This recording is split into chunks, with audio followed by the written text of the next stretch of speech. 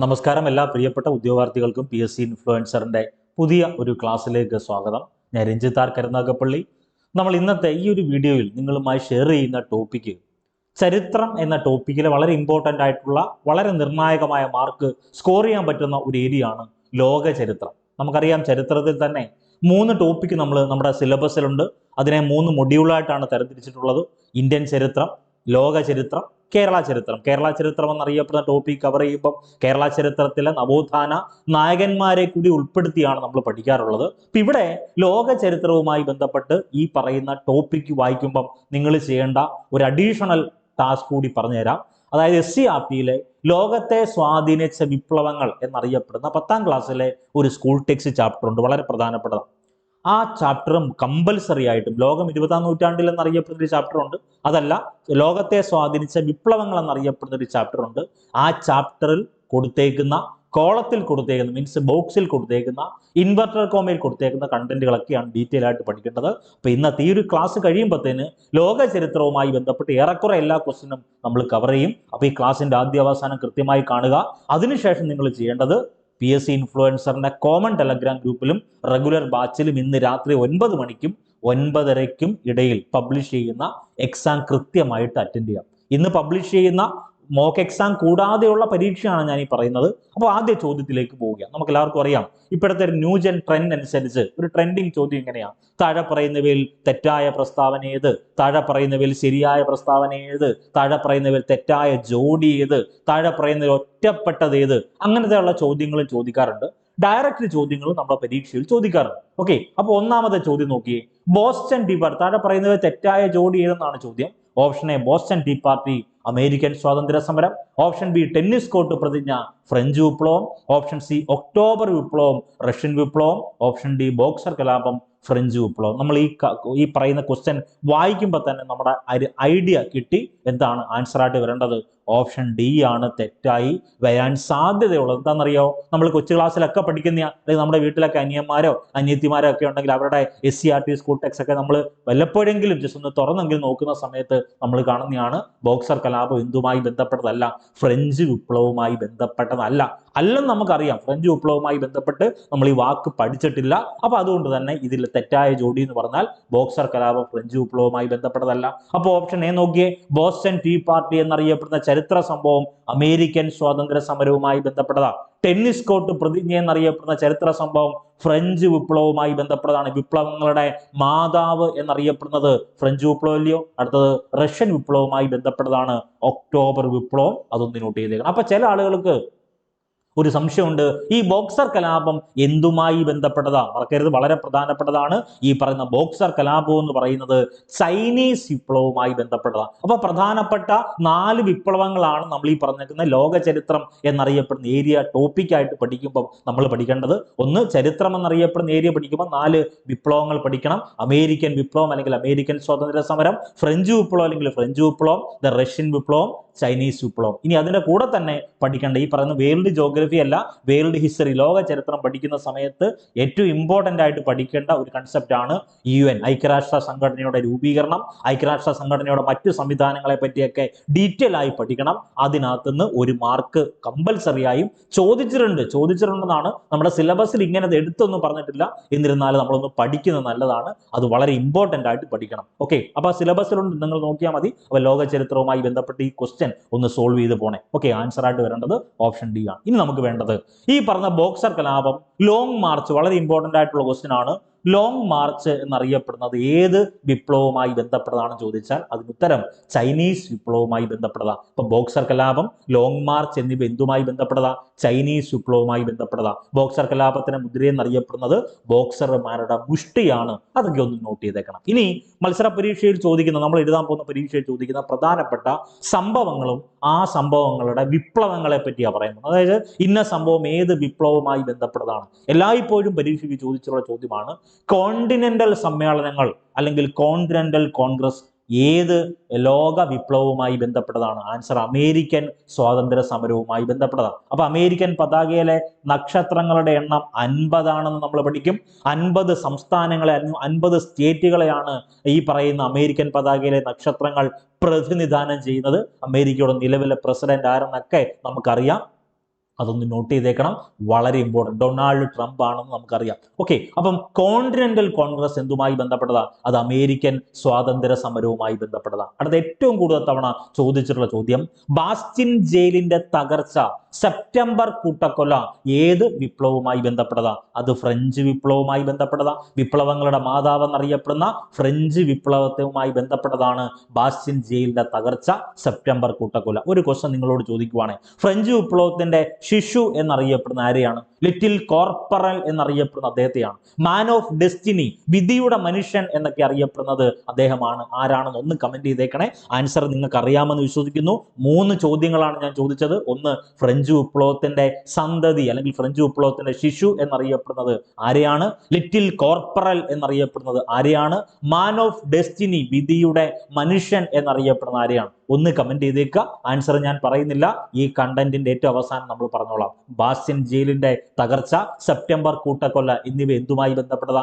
French വിപ്ലവവുമായി ബന്ധപ്പെട്ടതാ. അടുത്തത് Russian വിപ്ലവവുമായി ബന്ധപ്പെട്ടതാ. രക്തരൂഷിത ഞായറാഴ്ച, ഫെബ്രുവരി വിപ്ലവം എന്നിവ എന്തുമായി ബന്ധപ്പെട്ടതാണ്? റഷ്യൻ വിപ്ലവവുമായി ബന്ധപ്പെട്ടതാ. അപ്പൊ പരീക്ഷകൾ കയറുമ്പം നമ്മളെ കുഴപ്പിക്കുന്ന 2 ചോദ്യങ്ങളാ. സെപ്റ്റംബർ കൂട്ടക്കൊലയുണ്ട്, സെപ്റ്റംബർ കൂട്ടക്കൊലയുണ്ട്, ഫെബ്രുവരി വിപ്ലവമുണ്ട്. രണ്ട് ചോദ്യമാണ്. സെപ്റ്റംബർ കൂട്ടക്കൊല ഫ്രഞ്ച് വിപ്ലവവുമായി ബന്ധപ്പെട്ടതാ, ഫെബ്രുവരി വിപ്ലവം എന്തുമായി ബന്ധപ്പെട്ടതാ? റഷ്യൻ വിപ്ലവവുമായി ബന്ധപ്പെട്ടതാ. അപ്പൊ ഈ സംഭവങ്ങളൊക്കെ ഒന്ന് കണക്ട് ചെയ്ത് പഠിക്കണേ. ബോസ്റ്റൺ ടീ പാർട്ടി, അമേരിക്കൻ സ്വാതന്ത്ര്യ സമരം, എന്റെ കൂടെ പറഞ്ഞേ, അമേരിക്കൻ സ്വാതന്ത്ര്യ സമരവുമായി ബന്ധപ്പെട്ടതാണ് Boston tea Party. Tennis Court പ്രതിജ്ഞ ഫ്രഞ്ച് വിപ്ലവവുമായി ബന്ധപ്പെട്ടതാ. ഒക്ടോബർ വിപ്ലവം റഷ്യൻ വിപ്ലവവുമായി ബന്ധപ്പെട്ടതാ. ദെൻ കോണ്ടിനെന്റൽ സമ്മേളനങ്ങൾ അമേരിക്കൻ സ്വാതന്ത്ര്യ സമരവുമായി ബന്ധപ്പെട്ടതാ. ബോക്സർ കലാപം, ലോങ് മാർച്ച് എന്നിവ ചൈനീസ് വിപ്ലവവുമായി ബന്ധപ്പെട്ടതാണ്. അമേരിക്കൻ പതാകയിലെ നക്ഷത്രങ്ങളുടെ എണ്ണം 50 ആണ്. 50 സംസ്ഥാനങ്ങളെയാണ് പ്രതിനിധാനം ചെയ്യുന്നത്. ബാസ്റ്റിൻ ജയിലിന്റെ തകർച്ച, സെപ്റ്റംബർ കൂട്ടക്കൊല എന്നിവ എന്തുമായി ബന്ധപ്പെട്ടതാ? ഫ്രഞ്ച് വിപ്ലവവുമായി ബന്ധപ്പെട്ടതാ. അടുത്ത രക്തരൂഷിത ഞായറാഴ്ച, ഫെബ്രുവരി വിപ്ലവം എന്നിവ എന്തുമായി ബന്ധപ്പെട്ടതാ? റഷ്യൻ വിപ്ലവവുമായി ബന്ധപ്പെട്ടതാ. അതൊന്ന് നോട്ട് ചെയ്തേക്കണം, വളരെ ഇമ്പോർട്ടന്റ് ആണ്. അടുത്തത്, താഴെ പറയുന്നവയിൽ ഇംഗ്ലണ്ടിലെ മഹത്തായ വിപ്ലവം നമുക്ക് എല്ലാവർക്കും അറിയാവുന്നതാണ്. ഇംഗ്ലണ്ടുമായി ബന്ധപ്പെട്ട് UK എന്നറിയപ്പെടുന്ന യുണൈറ്റഡ് കിങ്ഡം ആണല്ലോ ഇംഗ്ലണ്ടായിട്ട് അല്ലെങ്കിൽ നമ്മൾ അറിയപ്പെടുന്നത്. അപ്പൊ നമുക്ക് വേണ്ടത് ചരിത്രരേഖകളിൽ സീമ എന്നറിയപ്പെട്ട രാജ്യം ഏതെന്ന് ചോദിച്ചാൽ അത് ഇംഗ്ലണ്ടാണ്. ചരിത്രരേഖകളിൽ സീമ, ഇത് സ്കൂൾ ടെക്സ്റ്റ് ആണ്, ഒന്ന് നോട്ട് ചെയ്തേക്കണേ. ചരിത്രരേഖകളിൽ സീമ എന്നറിയപ്പെട്ട രാജ്യം ഏതെന്ന് ചോദിച്ചാൽ അത് ഇംഗ്ലണ്ടാണ്. യുണൈറ്റഡ് കിങ്ഡം, അതാണ് ഇംഗ്ലണ്ട്. താഴെ പറയുന്നവയിൽ ഇംഗ്ലണ്ടിലെ മഹത്തായ വിപ്ലവം, നമ്മൾ പഠിക്കും മഹത്തായ വിപ്ലവത്തെ പറ്റി. ഇംഗ്ലണ്ടിലെ മഹത്തായ വിപ്ലവവുമായി ബന്ധപ്പെട്ട തെറ്റായ പ്രസ്താവന ഏത് എന്നാണ് ചോദ്യം. ഓപ്ഷൻ എ നോക്കിയേ, പെറ്റീഷൻ ഓഫ് റൈറ്റ്സ് ഇംഗ്ലണ്ടിലെ മഹത്തായ വിപ്ലവവുമായി ബന്ധപ്പെട്ടതാണ്. Option B, bill of rights. Petition of rights വേറെ, ബിൽ ഓഫ് റൈറ്റ്സ് വേറെ. ബിൽ ഓഫ് റൈറ്റ്സ് എന്ന ഉടമ്പടിയിൽ ഒപ്പുവെച്ച ബ്രിട്ടീഷ് ഭരണാധികാരികൾ വില്യം മൂന്നാമനും മേരി രണ്ടാമയുമാണ് എന്നിവർ ആണ്. Option B.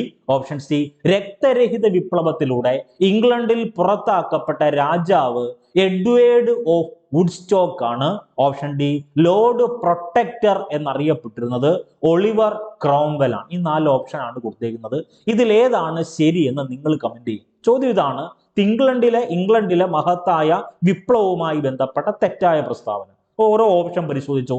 Petition of rights എന്ന് പറയുന്നത് ഇംഗ്ലണ്ടിലെ മഹത്തായ വിപ്ലവവുമായി ബന്ധപ്പെട്ടതാണ്. അപ്പൊ അത് കിട്ടി. അപ്പൊ ഇംഗ്ലണ്ടിലെ മഹത്തായ വിപ്ലവത്തെ പറ്റി പഠിക്കുമ്പോൾ ഏറ്റവും പ്രധാനപ്പെട്ട കൺസെപ്റ്റ് ഇതാണ്, പെറ്റീഷൻ ഓഫ് റൈറ്റ്സ് ഇംഗ്ലണ്ടിലെ മഹത്തായ വിപ്ലവവുമായി ബന്ധപ്പെട്ടതാണ്. ഇനി രണ്ടാമത് നോക്കിയേ, ബിൽ ഓഫ് റൈറ്റ്സ് എന്ന ഉടമ്പടിയിൽ ഒപ്പുവെച്ച ബ്രിട്ടീഷ് ഭരണാധികാരി ആരൊക്കെയാണ്? വില്യം മൂന്നാമനും മേരി രണ്ടാമയുമാണ് ഈ ബിൽ ഓഫ് റൈറ്റ്സ് എന്ന ഉടമ്പടിയിൽ ഒപ്പുവെക്കുന്നത്. ഓപ്ഷൻ സിയിലേക്ക് വന്നാൽ, രക്തരഹിത വിപ്ലവത്തിലൂടെ ഇംഗ്ലണ്ടിൽ നടന്ന ചരിത്ര പ്രസിദ്ധമായ വിപ്ലവമാണല്ലോ രക്തരഹിത വിപ്ലവം. ഈ രക്തരഹിത വിപ്ലവത്തിലൂടെ ഇംഗ്ലണ്ടിൽ നിന്ന് പുറത്താക്കപ്പെട്ട രാജാവ് എഡ്വേർഡ് ഓഫ് വുഡ്സ്റ്റോക്ക് അല്ല. ഈ സ്റ്റേറ്റ്മെന്റ് തെറ്റാണ്. രക്തരഹിത വിപ്ലവത്തിലൂടെ ഇംഗ്ലണ്ടിൽ പുറത്താക്കപ്പെട്ട രാജാവ് എഡ്വേർഡ് ഓഫ് വുഡ്സ്റ്റോക്ക് അല്ല. ആ ആൻസർ ആയിട്ട് വരേണ്ടത് തെറ്റാണ്.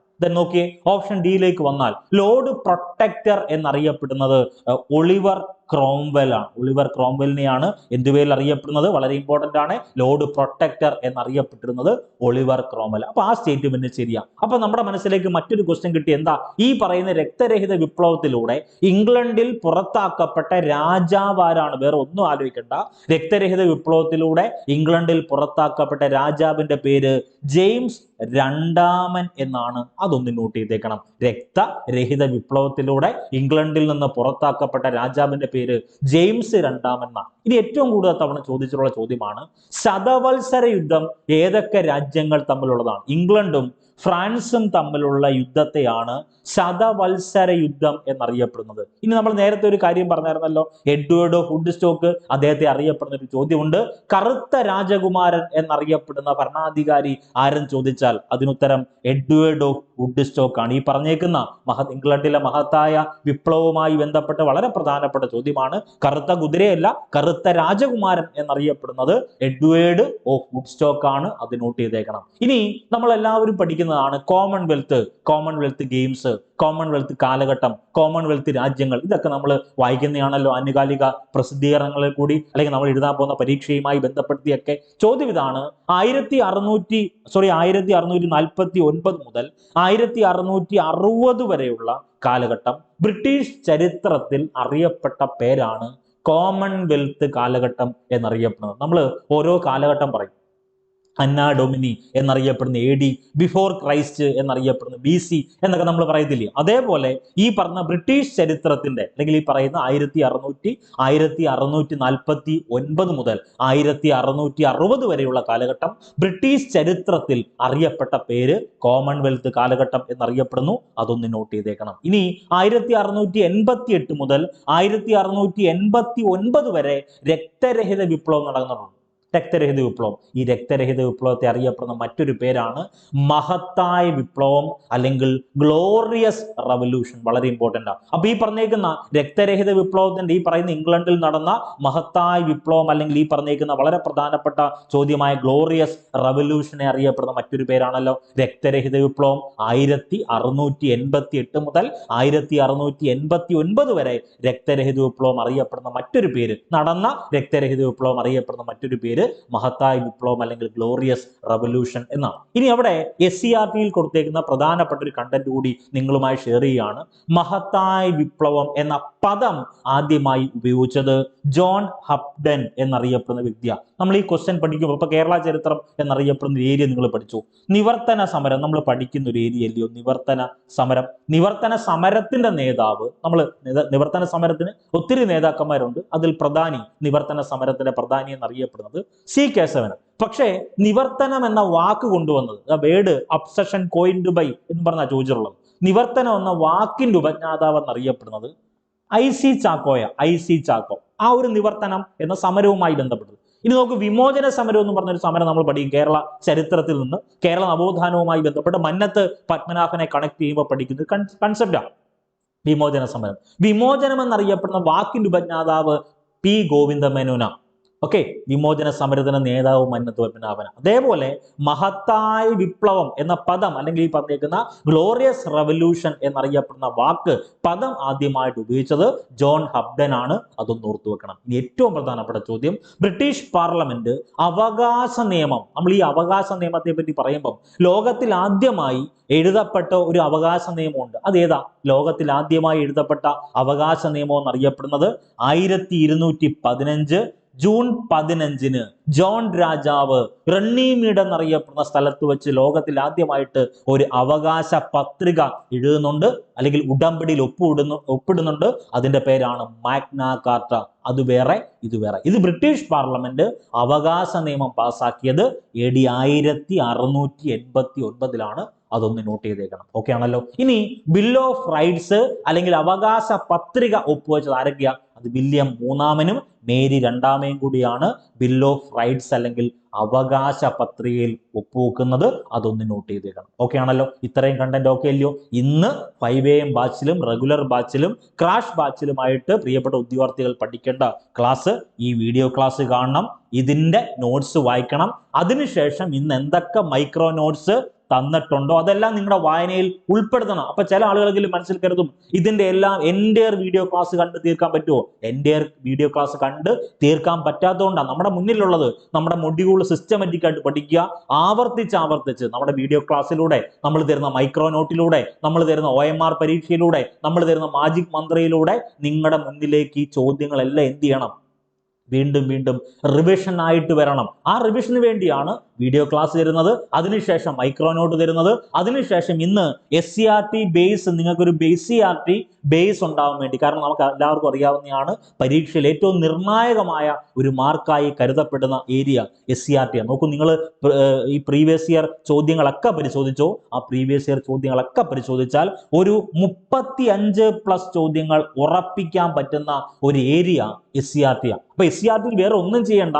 SCRTയിലെ ഒരു ചാപ്റ്റർ വായിക്കുമ്പം ആ ചാപ്റ്ററിൽ കൊടുത്തേക്കുന്ന ഇൻവെർട്ടർ കോമയിൽ കൊടുത്തേക്കുന്ന കണ്ടന്റ് ഏതെങ്കിലും ബോക്സിൽ, ഏതെങ്കിലും കോളത്തിൽ, ഏതെങ്കിലും വ്യക്തിയുടെ അല്ലെങ്കിൽ പ്രസ്ഥാനത്തിന്റെ അല്ലെങ്കിൽ ആശയത്തിന്റെ പടം സഹിതം കൊടുത്തിട്ടുണ്ടെങ്കിൽ ഉറപ്പായും നിങ്ങൾ പഠിച്ചേ പറ്റൂ. ഇതാണ് നമ്മുടെ പരീക്ഷയുടെ ട്രെൻഡ്. അപ്പൊ SCRT ബേസ് ആകാൻ വേണ്ടി ഇന്ന് 2 സ്കൂൾ ടെക്സ്റ്റ് ചാപ്റ്റർ, അതായത് ഇന്ത്യൻ ചരിത്രമല്ല കേരള ചരിത്രം നിങ്ങൾ കവർ ചെയ്യാൻ വേണ്ടി ഇന്ന് ലോക ചരിത്രത്തിന്റെ ഒരു വീഡിയോ ക്ലാസ് തരുന്നുണ്ട്. അതിന് മൈക്രോ നോട്ട്സ് 3 മൈക്രോ നോട്ട് ഇന്ന് പബ്ലിഷ് ചെയ്തിട്ടുണ്ട്. അത് കൃത്യമായി പഠിക്കണം. ദെൻ SCRT ബേസ് ആകാൻ വേണ്ടി 2 ചാപ്റ്റർ. അതിൽ ഒന്നാമത്തെ ചാപ്റ്റർ 10ാം ക്ലാസ്സിലെ 8ാമത്തെ ചാപ്റ്റർ ആയ കേരളം ആധുനികതയിലേക്ക് എന്നറിയപ്പെടുന്ന ചാപ്റ്റർ വായിക്കണം. ആ ബോക്സിൽ കൊടുത്തേക്കുന്ന പ്രധാനപ്പെട്ട പഴശ്ശിരാജയുമായി ബന്ധപ്പെട്ട പോയിന്റ്, പ്രധാനപ്പെട്ട ഒരു 9 സംഘടനകളും അതിന്റെ സ്ഥാപകരെയും കൊടുത്തപ്പോൾ ബോക്സിൽ അതൊക്കെ ഇമ്പോർട്ടന്റ് ആയിട്ട് നോട്ട് ചെയ്ത് പഠിക്കണം. ദെൻ ഒരു ചാപ്റ്ററും കൂടെ കൊടുത്തപ്പോണ്ട് പുതിയ 7ാം ക്ലാസ്സിലെ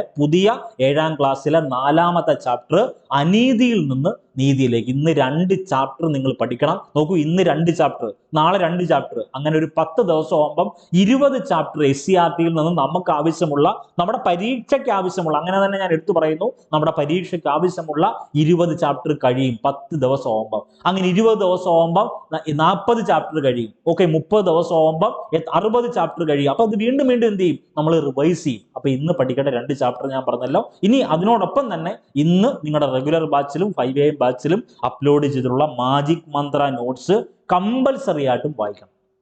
ഓക്കെ, എന്നിട്ട് ഇന്ന് പബ്ലിഷ് ചെയ്തേക്കുന്ന മോക്ക് ടെസ്റ്റ് ഉറപ്പായിട്ടും അറ്റൻഡ് ചെയ്യണം. അത് OMR ഷീറ്റ് തന്നെ നമ്മുടെ ഗ്രൂപ്പിൽ ജോയിൻ ചെയ്ത പ്രിയപ്പെട്ട ഉദ്യോഗാർത്ഥികൾക്ക് OMR ഷീറ്റ് തന്നിട്ടുണ്ട്. ഒന്നെങ്കിൽ നിങ്ങൾ ചെയ്യേണ്ടത് OMR ഷീറ്റ് പ്രിന്റ് എടുത്ത് അതിൽ എന്ത് ചെയ്യുക?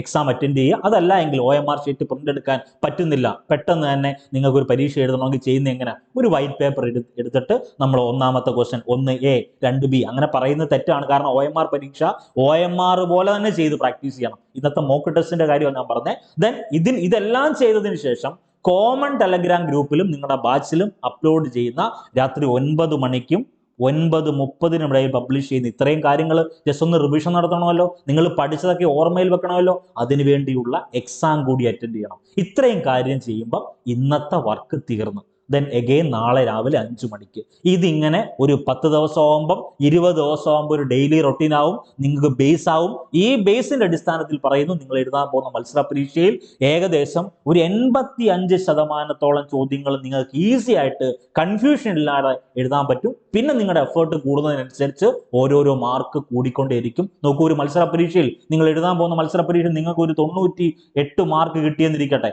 അതൊരു മത്സര പരീക്ഷയിൽ ഏറ്റവും റാങ്ക് മേക്കിംഗ് ആയിട്ട് നിങ്ങൾക്ക് 98 മാർക്ക് കിട്ടിയെങ്കിൽ നിങ്ങൾക്ക് 1ാം റാങ്ക് അല്ലെങ്കിൽ നിങ്ങൾക്ക് 2ാം റാങ്ക് കിട്ടിയെങ്കിൽ നിങ്ങൾക്ക് ആത്മാർത്ഥതയോടുകൂടി അല്ലെങ്കിൽ അഭിമാനത്തോടുകൂടി പറയാം, നിങ്ങൾ കഷ്ടപ്പെട്ടതാണ് ഈ 98 മാർക്ക് മേടിച്ചത്. കഷ്ടപ്പെടാതെ ആരും നേടാൻ പറ്റത്തില്ല. അല്ല, എല്ലാവരും കഷ്ടപ്പെട്ട് തന്നെയാണ് ഈ 1ാം റാങ്കും 2ാം റാങ്കും ഒക്കെ മേടിക്കുന്നത്.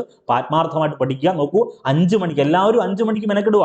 ഈ 5AM ബാച്ചിലൂടെ എല്ലാവരും രാവിലെ എഴുന്നേറ്റ് 5 മണിക്ക് ഇതെല്ലാം റിവൈസ് ചെയ്യുവാണ്. അപ്പൊ ആത്മാർത്ഥമായിട്ട് പഠിക്കുക. പ്രിയപ്പെട്ട ഉദ്യോഗാർത്ഥികൾ ആരെങ്കിലും ഈ പറഞ്ഞ 5AM ബാച്ചിൽ ജോയിൻ ചെയ്യാൻ താല്പര്യം ഉണ്ടെങ്കിൽ ഈ കൊടുത്തേക്കുന്ന നമ്പറിലേക്ക്, ഓൾറെഡി ബാച്ചിലുള്ളവർ വീണ്ടും മെസ്സേജ് അയക്കേണ്ട ആവശ്യമില്ല.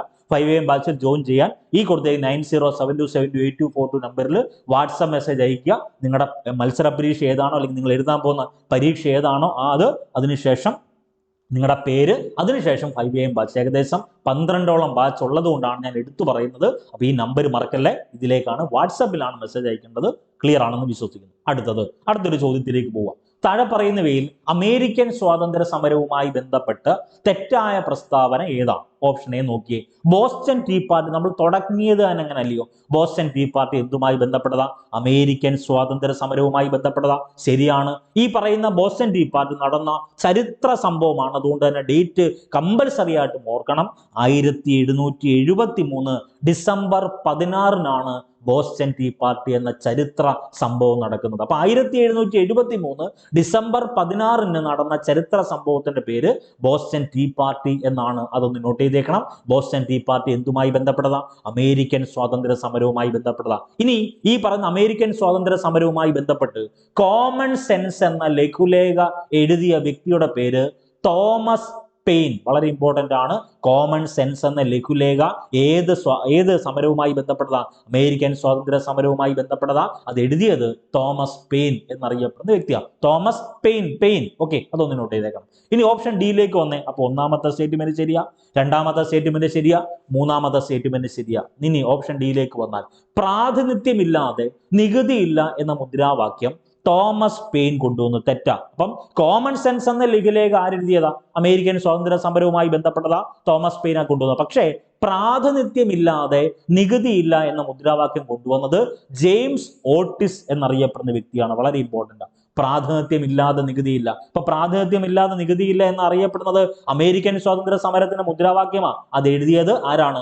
ജെയിംസ് ഓട്ടിസ് ആണ്. അതൊന്ന് ഓർത്തു വെക്കണം. ഇനി ഈ പറയുന്ന അമേരിക്കൻ വിപ്ലവവുമായി ബന്ധപ്പെട്ടൊക്കെ പോയിന്റ് പഠിക്കുന്ന സമയത്ത് നമ്മൾ രണ്ട് കൺസെപ്റ്റ് അല്ലെങ്കിൽ രണ്ട് വ്യക്തികളെ, ഒരു വ്യക്തിയെയും ഒരു കൺസെപ്റ്റിനെ പറ്റി ഒന്ന് ഓർത്തു വെക്കണം. ഒന്ന്, ക്രിസ്റ്റഫർ കൊളംബസ്. നമുക്ക് എല്ലാവർക്കും അറിയാവുന്നതാണ്. അമേരിക്ക, നമ്മൾ കൊച്ചു ക്ലാസ്സിലൊക്കെ തമാശയോടുകൂടി പറയുന്ന ഒരു വസ്തുതയാണ്. അമേരിക്ക കണ്ടുപിടിച്ചത് കൊളംബസ് ആണ്. ക്രിസ്റ്റഫർ കൊളംബസ് ആണ് അമേരിക്ക കണ്ടുപിടിക്കുന്നത്. ക്രിസ്റ്റഫർ കൊളംബസ് വടക്കേ അമേരിക്കയിൽ എത്തുന്ന വർഷം 1492. ഇനി ഏറ്റവും പ്രധാനപ്പെട്ട ഒരു കൺസെപ്റ്റ് ഉണ്ട്, തീർത്ഥാടക പിതാക്കന്മാർ, മെയ് ഫ്ലവർ എന്നറിയപ്പെടുന്ന കപ്പലിനെ പറ്റിയൊക്കെ നമ്മൾ ഡിസ്കസ് ചെയ്യാറുണ്ട് അല്ലെ. ഇംഗ്ലണ്ടിലെ രാജാവിന്റെ മതപീഡനത്തെ തുടർന്ന് അമേരിക്കയുടെ കിഴക്കേ തീരത്ത് കുടിയേറി പാർത്ത ഇംഗ്ലീഷ് ജനതയെ അറിയപ്പെടുന്ന പേരാണ് തീർത്ഥാടക പിതാക്കന്മാർ. ഇത് SCERT സ്കൂൾ ടെക്സ്റ്റിൽ ബോക്സിൽ കൊടുത്തിട്ടുണ്ട്. ഒന്ന് വായിച്ചു വെച്ചേക്കണം. ഇംഗ്ലണ്ടിന്റെ രാജാവിന്റെ മതപീഡനത്തെ തുടർന്ന് അമേരിക്കയുടെ കിഴക്കേ തീരത്ത്, അപ്പൊ അമേരിക്ക എന്നറിയപ്പെടുന്ന ആ വൻകരയുടെ കിഴക്കേ തീരത്ത് കുടിയേറി പാർത്ത ഇംഗ്ലീഷ് ജനതയെ, ഇംഗ്ലണ്ടിലെ ആളുകളെ തീർത്ഥാടക പിതാക്കന്മാർ എന്ന് വിളിക്കുന്നു. അതുകൂടി ഒന്ന് നോട്ട് ചെയ്തേക്കണം. ഇനി നമ്മൾ പറയുന്നത് ഈ പറയുന്ന അമേരിക്കൻ വിപ്ലവവുമായി ബന്ധപ്പെട്ട് ധാരാളം പരീക്ഷാ ചോദ്യങ്ങൾ നമ്മുടെ പരീക്ഷയ്ക്ക് ചോദിച്ചിട്ടുണ്ട്. ഒന്ന്, ലോകത്തിൽ ആദ്യമായി റിപ്പബ്ലിക്കൻ ഭരണരീതി, ഫെഡറൽ രാഷ്ട്രം എന്നീ ആശയങ്ങൾ ലോകത്തിന് നൽകിയ വിപ്ലവം ഏതെന്ന് ചോദിച്ചാൽ അതിനുത്തരം അമേരിക്കൻ വിപ്ലവം. എൻ്റെ കൂടെ പറഞ്ഞ് പഠിച്ചു തന്നെ പോകണം. അറിയാലോ, നിങ്ങളുടെ കയ്യിലിരിക്കുന്ന മൊബൈൽ ഫോൺ ആയിക്കോട്ടെ, ലാപ്ടോപ്പ് ആയിക്കോട്ടെ, അത് ത്രൂ നിങ്ങൾ ഈ ക്ലാസ് കാണുക. നിങ്ങൾ ക്ലാസ് കാണുമ്പം നിങ്ങൾ തന്നെ സെൽഫായിട്ട് നമ്മൾ എന്ത് ചെയ്യുക, സ്വയം ഒന്ന് പറഞ്ഞു നോക്കുക. ഇച്ചിരി ഉറക്ക പറഞ്ഞാലും തെറ്റില്ല. കാരണം നിങ്ങൾ രക്ഷപ്പെട്ടാൽ, നിങ്ങൾ ജോലിയിൽ കയറിയാൽ പിന്നെ ആരെയും മൈൻഡ് ചെയ്യേണ്ട ആവശ്യമുണ്ടോ? ഇല്ല. നിങ്ങൾ കഷ്ടപ്പെട്ടാണ് പഠിക്കുന്നത്. നോക്കൂ, എല്ലാവരും പഠിക്കാതെ റെസ്റ്റ് എടുക്കുന്ന സമയത്ത്, എല്ലാവരും ഉറങ്ങുന്ന സമയത്ത് വെളുപ്പിനെ 4:30ക്കും 4 മണിക്കും ഒക്കെ നോട്ട്സും എഴുതി റിവൈസ് ചെയ്യുക. നിങ്ങളെ സ്നേഹിക്കുന്ന ഒരു അച്ഛൻ കാണും, അമ്മ കാണും, സഹോദരങ്ങൾ കാണും, മിത്രങ്ങൾ കാണും. അവരൊക്കെ പ്രതീക്ഷിക്കുന്നത് നിങ്ങൾ ജോലിയിൽ കയറാൻ വേണ്ടിയാണ്. നിങ്ങൾ ഈ മത്സര പരീക്ഷ അല്ലെങ്കിൽ നിങ്ങൾ ഉദ്ദേശിക്കുന്ന പരീക്ഷ എഴുതിയെടുത്ത് രക്ഷപ്പെടാൻ വേണ്ടിയാണ്. അതിനുവേണ്ടി ആത്മാർത്ഥമായിട്ട് നിങ്ങൾ പഠിക്കുന്നുണ്ട്. ആത്മാർത്ഥമായിട്ട് ഈ ഒരു സ്റ്റഡി പ്ലാൻ പ്രകാരം, ഈ നോട്ട്സ് പ്രകാരം നിങ്ങൾ കൃത്യമായിട്ട് ഫോളോ അപ്പ് ചെയ്ത് പോകുന്നുണ്ട്. മറ്റ് ഡീറ്റെയിൽസും മറ്റ് ക്ലാസ്സുകളൊക്കെ നിങ്ങൾ ഫോളോ ചെയ്തോ. പക്ഷേ ഇന്നത്തെ സ്റ്റഡി പ്ലാൻ പ്രകാരമുള്ള കണ്ടന്റ് തീർത്തിട്ട് നിങ്ങൾക്ക് സമയമുണ്ടെങ്കിൽ മറ്റെന്ത് വേണമെങ്കിലും നിങ്ങൾക്ക് യൂട്യൂബിലോ അല്ലെങ്കിൽ നിങ്ങൾ പറഞ്ഞേക്കുന്ന ലേണിംഗ് ആപ്പ് വഴിയോ അല്ലെങ്കിൽ SCERT വഴിയോ അല്ലെങ്കിൽ നിങ്ങളുടെ കയ്യിലുള്ള റാങ്ക് ഫയൽ വഴിയോ ഒക്കെ കണ്ടു. പക്ഷേ ഇപ്പം നിലവിൽ എന്ത് ചെയ്യണം? ഇത് തീർത്ത് പഠിക്കണം. ഓക്കെ, ലോകത്തിൽ ആദ്യമായി റിപ്പബ്ലിക്കൻ ഭരണരീതി, ഫെഡറൽ രാഷ്ട്രം എന്നീ ആശയങ്ങൾ ലോകത്തിന് നൽകിയ വിപ്ലവം ഏതെന്ന് ചോദിച്ചാൽ അത് അമേരിക്കൻ വിപ്ലവമാണ്. ഇനി ഏറ്റവും പ്രധാനപ്പെട്ട ചോദ്യം, അമേരിക്കൻ സ്വാതന്ത്ര്യ സമരവുമായി ബന്ധപ്പെട്ട് കോമൺ സെൻസ് എന്ന ലഘുലേഖനം എഴുതിയതാരാണ്? ഉത്തരം തോമസ് പെയിനാണ്. അമേരിക്കൻ സ്വാതന്ത്ര്യ സമരവുമായി ബന്ധപ്പെട്ട് കോമൺ സെൻസ്, നമ്മൾ നേരത്തെ പറഞ്ഞ കോമൺ സെൻസ് എന്ന ലഘുലേഖനം എഴുതിയത് തോമസ് പെയിനാണ്. ഈ പറയുന്ന തോമസ് പെയിനുമായി ബന്ധപ്പെട്ട് ഏറ്റവും കൂടുതൽ തവണ ചോദിച്ചിട്ടുള്ള ചോദ്യം ഇതാണ്: ഏതെങ്കിലും ഒരു വിദേശ ശക്തിക്ക് ഈ വൻകര ഉദ്ദേശിക്കുന്ന ആരാ? അമേരിക്ക എന്നറിയപ്പെടുന്ന വൻകര ദീർഘകാലം കീഴടങ്ങി കഴിയണമെന്നത് യുക്തി എന്ന് പറഞ്ഞാൽ കോമൺ സെൻസ്. എനിക്കൊരു യുക്തിയുണ്ട്, കോമൺ സെൻസ്. തോമസ് പെയിൻ പറഞ്ഞ വാക്യമാണ്. ഏതെങ്കിലും ഒരു വിദേശ ശക്തിക്ക്, ഏത് വിദേശ ശക്തിയാ? ഇംഗ്ലണ്ട് എന്നറിയപ്പെടുന്ന വിദേശ ശക്തിക്ക് ഈ വൻകര, അമേരിക്ക എന്നറിയപ്പെടുന്ന വൻകര ദീർഘകാലം കീഴടങ്ങി കഴിയണമെന്നത് യുക്തിക്ക് നിരക്കുന്നതല്ല എന്ന് പറഞ്ഞത് തോമസ് പെയിൻ ആണ്. കോമൺ സെൻസ് എന്ന ലഘുലേഖനം എഴുതിയത് തോമസ് പെയിൻ ആണ്. അത് ഏറ്റവും പ്രധാനപ്പെട്ട ചോദ്യം. ഒരുപാട് തവണ ചോദിച്ചിട്ടുണ്ട്. ജോൺ ലോക്ക് എന്നറിയപ്പെടുന്ന വ്യക്തിത്വം. മനുഷ്യന് ചില മൗലിക അവകാശങ്ങൾ ഉണ്ട്, അതിനെ ഹനിക്കാൻ ഒരു ഗവൺമെന്റിനും അവകാശമില്ല എന്ന് അഭിപ്രായപ്പെട്ടത് ജോൺ ലോക്ക്. ഈ ജോൺ ലോക്ക് ഒരു അമേരിക്കൻ ചിന്തകനാണല്ലോ. അമേരിക്കൻ വിപ്ലവവുമായി ബന്ധപ്പെട്ട് അദ്ദേഹം പറഞ്ഞ വാക്യം എങ്ങനെയാ? മനുഷ്യന് ചില മൗലികാവകാശങ്ങളുണ്ട്, അതിനെ ഹനിക്കാൻ ഒരു ഗവൺമെന്റിനും അവകാശമില്ല എന്ന് പറഞ്ഞത് ജോൺ ലോക്ക് ആണ്. അതുകൂടി ഒന്ന് നോട്ട് ചെയ്തേക്കണം. ഇദ്ദേഹം ഒരു ചിന്തകനായതുകൊണ്ട് തന്നെ മറ്റ് ഈ പറയുന്ന അമേരിക്കൻ വിപ്ലവം അല്ലാതെ മറ്റു വിപ്ലവങ്ങളിലെല്ലാം എന്ത് ചെയ്യാം? ഇദ്ദേഹത്തിൻ്റെതായിട്ടുള്ള കാഴ്ചപ്പാട് എടുക്കാം. ആ കാഴ്ചപ്പാട് കൃതിയിലൂടെ അദ്ദേഹത്തിന് പ്രകടിപ്പിക്കാൻ സാധിക്കും. ഇവിടെ അമേരിക്കൻ വിപ്ലവവുമായി ബന്ധപ്പെട്ട് ജോൺ ലോക്ക് പറഞ്ഞത് ഇങ്ങനെയാണ്: മനുഷ്യന് ചില മൗലികാവകാശങ്ങളുണ്ട്, അതിനെ ഹനിക്കാൻ ഒരു ഗവൺമെന്റിനും അവകാശമില്ല എന്ന് പറഞ്ഞത് ആരാണ്? John Locke. 3 സ്റ്റേറ്റ്മെന്റ് വളരെ ഇമ്പോർട്ടൻ്റ് ആയിട്ട് പഠിക്കണം. നമ്മൾ എഴുതാൻ പോകുന്ന പരീക്ഷകളിൽ കയറുന്ന സമയത്ത് ഈ ഡയലോഗുകളൊക്കെ പരീക്ഷകളിൽ കാണും. ചിലപ്പോൾ ഒന്ന് എന്താണ്? മനുഷ്യന് ചില മൗലികാവകാശങ്ങളുണ്ട്, അതിനെ ഹനിക്കാൻ ഒരു ഗവൺമെന്റിനും അവകാശമില്ല എന്ന് പറഞ്ഞത് ജോൺ ലോക്ക്. പരീക്ഷയ്ക്ക് ഏറ്റവും കൂടുതൽ ട്രെൻഡിങ് ആയിട്ട് ചോദിച്ച ഒരു ചോദ്യമുണ്ട്: നാം നേടിയ സ്വാതന്ത്ര്യം നാട്ടുരാജ്യങ്ങളാകുന്ന വാതായനങ്ങളിലൂടെ നമുക്ക് നഷ്ടമാകാൻ പാടില്ല എന്ന് പറഞ്ഞത് ആരാണ്? സർദാർ വല്ലഭായ് പട്ടേല.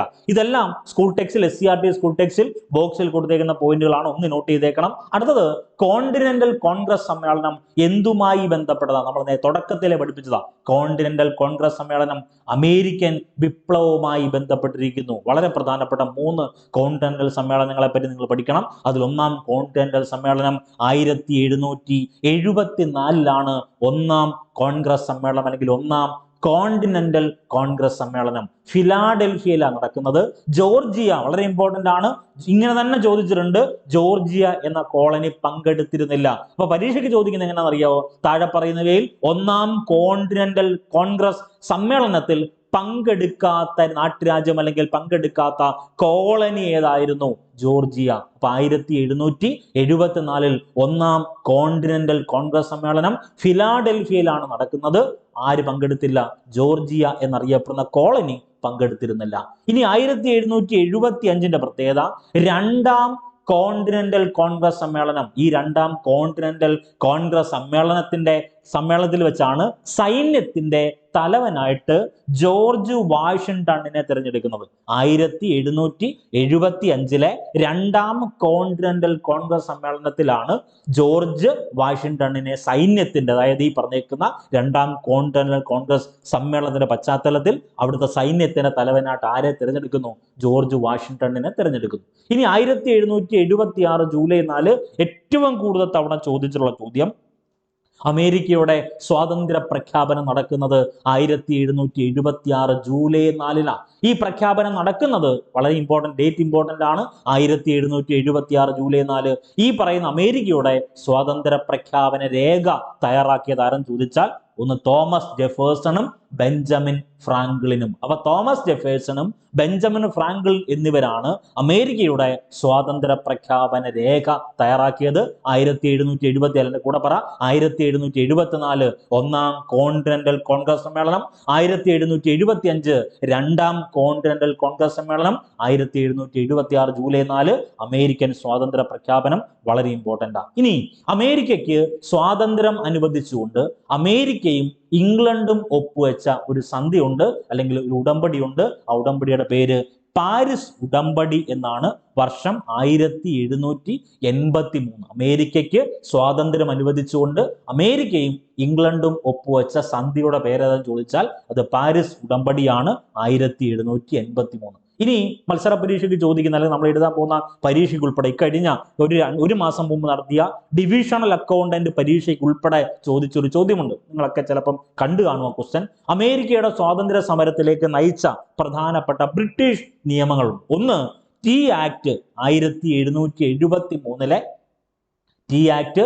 1764 കറൻസി ആക്ട് അല്ലെങ്കിൽ കറൻസി നിയമം. 1767 സെയിം വർഷം പഞ്ചസാര നിയമം. 1765 സ്റ്റാമ്പ് നിയമം. ടൗൺഷെൻഡ് വളരെ ഇമ്പോർട്ടൻ്റ് ആണ്. ടൗൺഷെൻഡ് നിയമം 1767. ഇത്രയും നിയമങ്ങൾ അല്ലെങ്കിൽ ഇത്രയും നിയമങ്ങളാണ് അമേരിക്കൻ സ്വാതന്ത്ര്യ സമരത്തിലേക്ക് നയിക്കുന്നത്. അതായത് ഈ പറഞ്ഞ ടി ആക്ടിലൂടെ, കറൻസി നിയമത്തിലൂടെ, പഞ്ചസാര നിയമത്തിലൂടെ, സ്റ്റാമ്പ് നിയമത്തിലൂടെ, ടൗൺഷെൻഡ് നിയമത്തിലൂടെ ബ്രിട്ടൻ എന്നറിയപ്പെടുന്ന രാജ്യം അമേരിക്കയെ എന്ത് ചെയ്തു? പരമാവധി ചൂഷണം ചെയ്തു. ഇതിനെതിരെ വന്ന സമരമാണ് അമേരിക്കൻ സ്വാതന്ത്ര്യ സമരം. പ്രാതിനിധ്യമില്ലാതെ നികുതിയില്ല. ടി ആക്ട് 1773 പഠിക്കാൻ എളുപ്പമാണ്.